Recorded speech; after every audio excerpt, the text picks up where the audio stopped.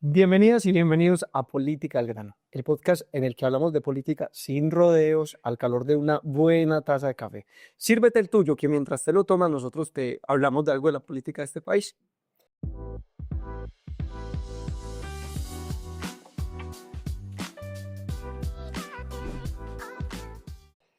Jorge, ¿qué nos vamos a tomar hoy? Hoy nos vamos a tomar un café de Santa Bárbara, Antioquia. Un café producido en la finca San Gabriel, en la vereda La Úrsula. Un café que se llama Elena y Juan. Pues los dueños de la finca se llaman Luz Elena Ríos y Juan Ramírez. Está cultivado a 1800 metros sobre el nivel del mar, o sea, es un café de altura y está procesado con fermentación. Ya lo probamos y es una delicia. Les aseguramos que una delicia se consigue desde luego en Santa Bárbara. Sí, pero además quiero contar que en la reunión que tuvimos en Santa Bárbara, que estuvo muy buena, dimos ese café. Claro. Y además ese es el café que estoy tomando en el estante de mi casa. Es muy rico, un café que por la fermentación es un poquito más ácido, tiene unas notas como más cítricas. Más cítrica, esa es la palabra. Pero es un café de verdad muy, muy bueno. Y recordarles pues siempre, como siempre decimos, que no hay nada mejor que tomar café bueno, café de finca, que con esto apoyamos a los cafeteros que sostienen la economía rural en Colombia y en Antioquia especialmente. Y bueno, pues un café delicioso, además que tomo un café que es mucho más saludable que esas pasillas importadas o que los cafés. Y hoy vamos a hablar un poco de café, Sí, porque hoy vamos a hablar de otras 3 de las 16 propuestas legislativas que tiene Alejandro, que lo vamos a elegir a la Cámara de Representantes y las va a desarrollar allá. En el podcast anterior hablamos de las 3 primeras, vamos a desarrollar hoy las 3 siguientes, que tiene que ver la primera con la educación superior, la segunda con café y la tercera con salud mental. Vamos empezando por la primera, Alejandro. Usted tiene una idea y que lo acompañamos en eso, que es una aspiración justa de los estudiantes, profesores, de toda la comunidad universitaria y de la sociedad, de el pago de la deuda histórica del Estado colombiano con la educación superior pública. Empecemos a ver qué es lo que vamos a hacer con eso, Alejandro. Bueno, Jorge, nosotros aquí hicimos un episodio en el que ya hablamos de eso y los invitamos a que lo busquen, que es sobre la forma en que se financia la educación pública en Colombia, y de hecho mencionamos que se había avanzado, que ya estaba a punto de salir la reforma a la Ley 30, que de hecho nuestro partido promovió activamente en el Congreso de la República para solucionar la forma como se financia la educación en Colombia, reformar el artículo de la Ley 30 que dice cómo se calcula el aumento año a año de los aportes de la nación.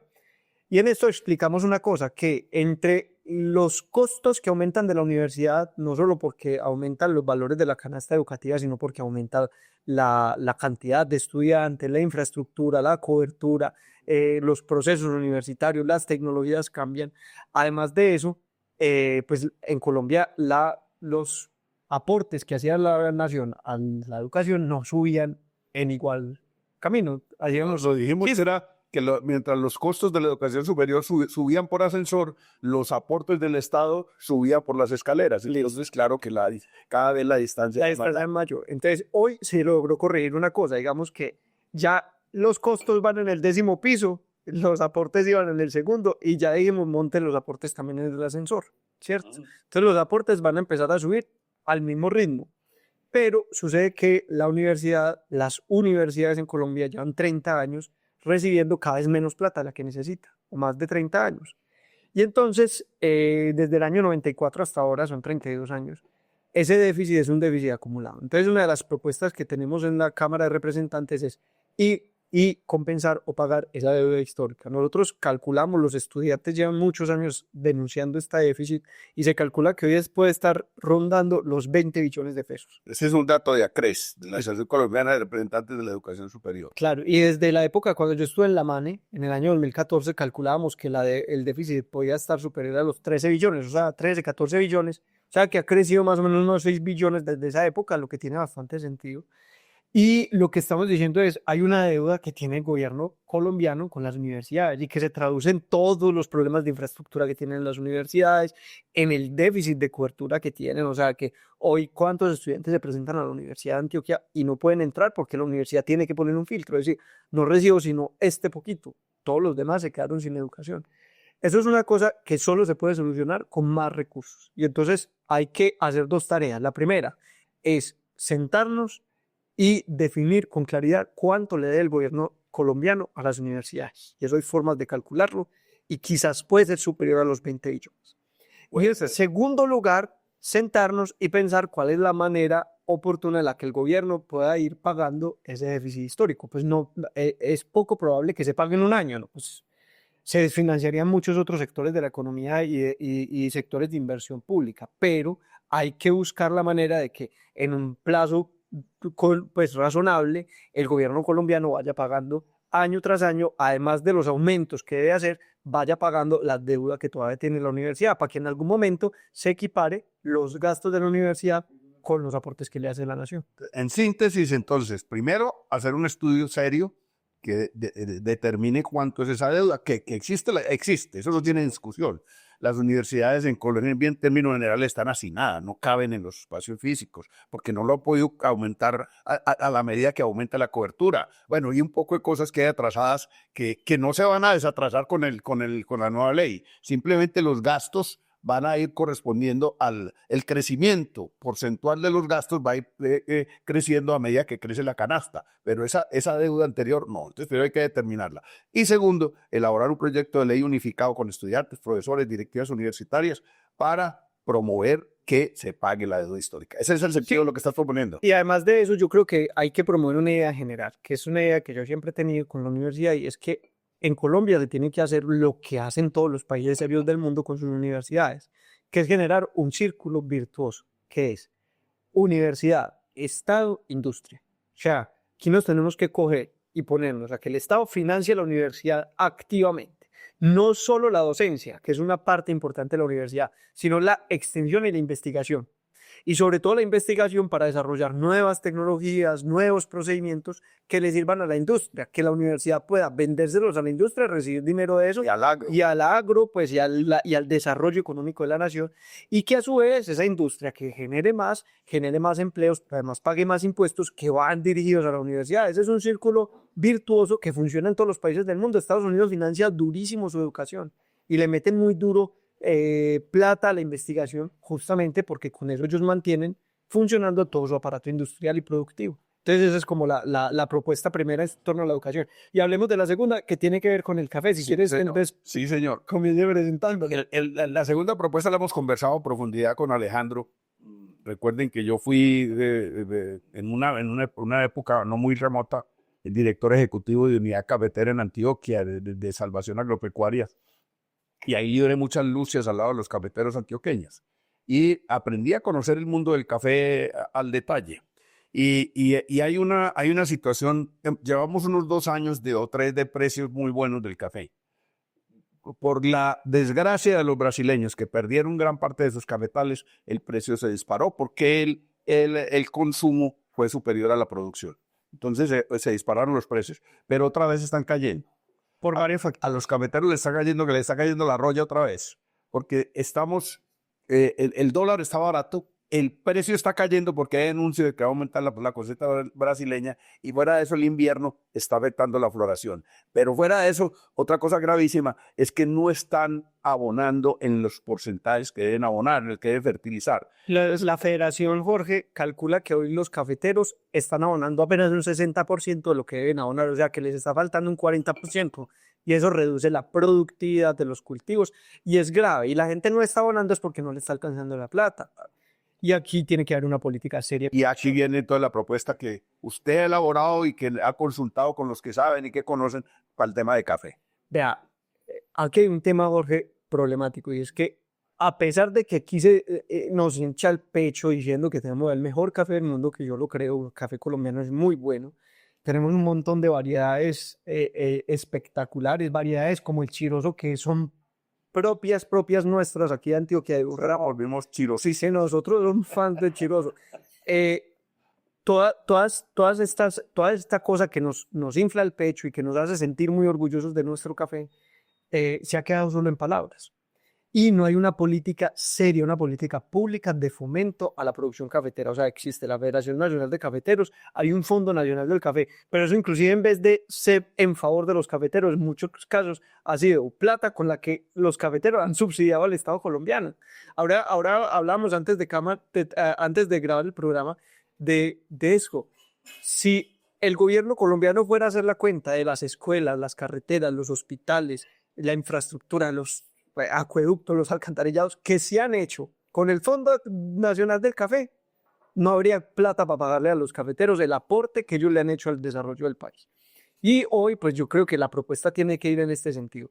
Tiene que haber una política seria en el Estado colombiano. Y tenemos que convocar a todos los actores de este mercado del café, a la Federación Nacional de Cafeteros, a las asociaciones de cafeteros que existen en todo el país, a los cafeteros que son muy poquitos, que no están cedulados, que eso es pues una minoría, pero también hay que tenerlos en cuenta, y a los grandes productores, a los que tienen procesos industriales de café en el país, para sentarnos y pensar en una política seria de producción cafetera y de protección y de subsidio a los campesinos que producen café en nuestro país. No puede ser que nosotros digamos que el café es tan hermoso, que es el mejor café del mundo, y que ellos no les demos garantías de que puedan sostenerse cuando vengan precios malos como este. Pero además una cosa, Jorge, que se nos está olvidando cuando usted dice que les cayó la roya. Es que hay años en los que a los cafeteros les ha caído la roya, que es una enfermedad del café, que es un bicho pues que daña el café. La roya y la broca son los dos grandes bichos. Eso se combate sobre todo con variabilidad genética. Y esa variabilidad genética se logra con investigación, con ciencia, con técnica, con industrialización. La federación está avanzando en esas cosas, pero no se puede dejar solo a la Federación Nacional de Cafeteros, ni a los cafeteros solos mejorando el perfil de la taza, mejorando el café, mejorando los estándares de producción, tecnificando. Y la existencia de las enfermedades. Sí, eso tiene que hacerlo también el gobierno de Colombia, porque sin café el país realmente, eso es una de sus grandes fuertes en la producción agrícola del país. Entonces hay que defender el café y esa es, digamos, la segunda gran propuesta que nosotros tenemos. Y es importante tener, o sea, hay políticas públicas para todo, pero generalmente son saludos a la bandera. Entonces, hemos hablado con Alejandro de eso. Si vamos a impulsar una política pública, es una política pública con dientes, una política pública con herramientas para resolver los problemas, no saludos a la bandera. Y le voy a decir algo, nosotros los delegados de la Federación Nacional de Cafeteros no pueden hacer política, pero nos hemos sentado con varios y hemos hablado de estos problemas y nos han explicado y nos han dado cifras. Y yo creo que que esto tiene que ser así. Si, cuando yo esté en la Cámara de Representantes, esa curul tiene que ser para darle voz a la gente que sabe de los temas. O sea, yo en café sé algunas cosas, me gusta mucho, pero no soy experto. Pero hay gente que de verdad entiende los problemas de este país y a esas personas hay que darles voz en esa curul para que nos guíen en cómo es que se deben solucionar los problemas que tenemos en este sector y en todos los demás sectores. Política cafetera con herramientas para implementar. Con presupuesto. Con presupuesto, es la herramienta principal. Sí, sin plata no se hace nada. Bueno, vamos en la segunda de esta segunda tanda, ¿no? Vamos para la tercera, que también es bien importante y que a la que puedo dar fe que frente a esos problemas, Alejandro tiene una enorme sensibilidad y le duele realmente los problemas de salud mental que está padeciendo nuestro pueblo y especialmente nuestros jóvenes y nuestras mujeres. Estuvimos el fin de semana en Andes en un muy bello encuentro de mujeres, de unos talleres de autoestima y de salud mental, muy bonito y además un equipo muy de aquí del lado de nosotros, muy interesante. Y allí tuvimos oportunidad de hablar del tema y es un tema que Alejandro ha investigado a fondo, a profundidad, el tema de la salud mental en Colombia. Alejandro, hablemos de este tercer. Ahora voy a decir una cosa, yo como 10 años yendo a terapia y creo que es la mejor decisión que he tomado en mi vida. O sea, si hay una cosa que a mí me sostiene es que puedo costearme y que me lo he costeado pues de manera particular una buena atención en salud mental y que es preventiva, que no es cuando ya uno está llevado al berraco, sino que uno pues hace un trabajo de salud mental. En Colombia no hay una política seria de salud mental. Hay una ley del año 2025 que modificó una ley vieja del año 2016, pero que todavía le falta reglamentación y además una propuesta vieja que teníamos con usted, que usted de hecho la defendió activamente en el Congreso de Colombia, que era de crear una oficina, una dirección en el Ministerio de Salud, que sea una dirección de salud mental. Pero además, yo quiero agregar esto, todas las políticas de salud mental tienen que tener enfoque de género. Voy a contar esta historia. Del año 2019 al año 2023, que es donde tenemos cifras, se intentaron suicidar en Colombia más de 160.000 personas. 160.000. No, más de 150.000, 150 y pico mil, casi 160.000 personas. Eso es una barbaridad. Se intentaron suicidar. Y cuando uno revisa, el 60% de las personas que se intentaron suicidar fueron mujeres. Pero además, los datos epidemiológicos, lo que nos han revelado en Colombia es que una mujer tiene el doble de probabilidades de sufrir ansiedad o depresión que un hombre.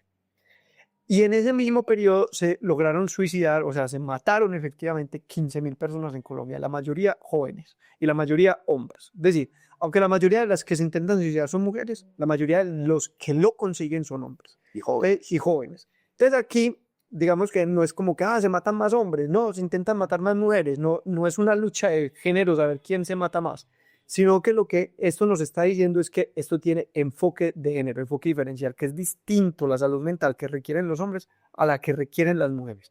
Y para esto tiene que haber investigaciones serias y un trabajo serio de diagnóstico. En Colombia, o sea, realmente la gente no se suicida porque está aburrida, porque está deprimida, porque está muy triste.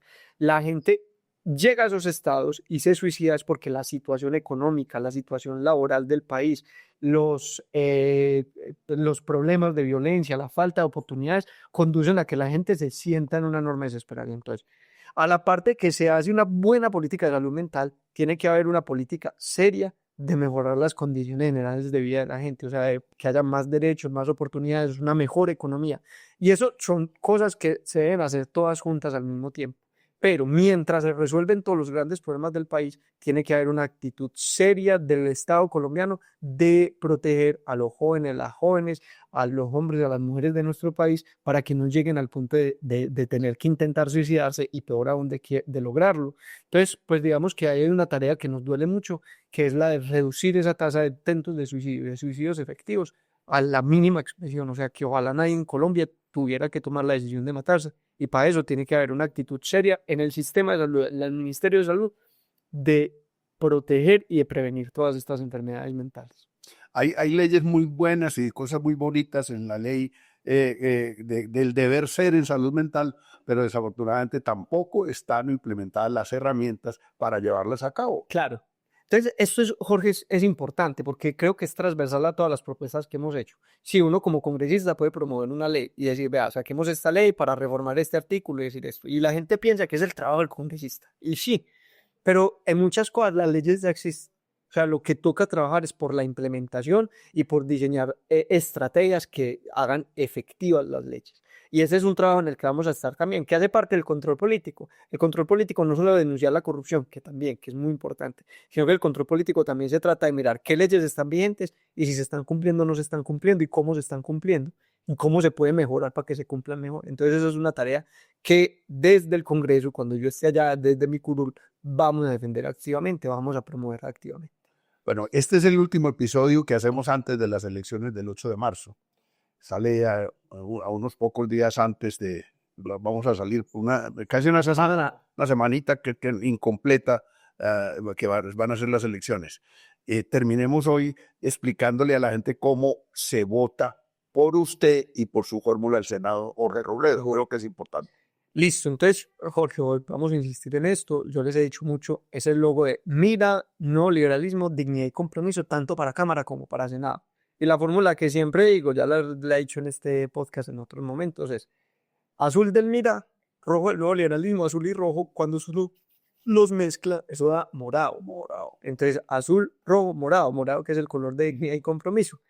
Esos tres partidos están juntos en el logo, en el tarjetón de Cámara es el segundo partido, la segunda coalición, en el tarjetón de Senado es la segunda de abajo para arriba, o sea que queda fácil de recordar, es el segundo en Cámara de arriba para abajo y en Senado de abajo para arriba.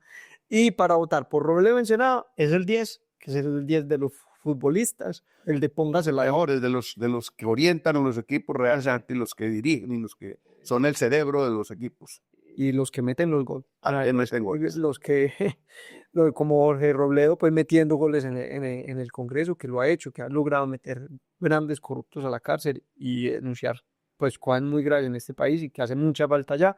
Y que es como ese cuento de póngase la 10. Entonces, Robledo, póngase la 10 con Robledo. Entonces marca, mira, no, liberalismo y compromiso, azul, rojo, morado, 10 para el Senado, para votar por Robledo. Y para votar a Cámara es muy parecido. Mira, no, liberalismo y mi compromiso, 110. Entonces yo, como digo hace unos días, uno que se ponga la 10, 1, 10. Es el número mío y es la forma en la que se vota. Jorge, Ya llegamos al final de este episodio, porque este tiempo acá se alarga. Bueno, en el siguiente episodio ya vamos a estar hablando aquí en el podcast con un representante de la Cámara. Esperamos que sí. Esa es la idea. Y ya vamos entonces a empezar a aterrizar todas estas ideas y a trabajar duro y a utilizar este espacio como un espacio también para explicar más cosas. Entonces, queremos agradecerles. Este episodio ha llegado al fin. Lo presentamos Jorge Gómez y Alejandro Arcila, quienes hacemos los guiones y nos paramos frente a la cámara. Pero detrás de las cámaras hay un equipo fabuloso de personas que nos acompañan, empezando por Julián Arnal Palacio, que hace la cámara y que dirige este podcast. También nos acompaña Juan Zuleta en la parte técnica, Julián Múnera en el sonido, Jami Gómez y Luisa María Daza, que hace algún tiempo están acompañando. Luisa Margarita Daza. Tengo como un bloqueo en un bloqueo con Luisa Margarita Daza, que nos acompaña también. Entonces, les agradecemos por haberse quedado hasta acá. Esperamos que se suscriban, comente, compartan este episodio y nos vemos en el próximo café.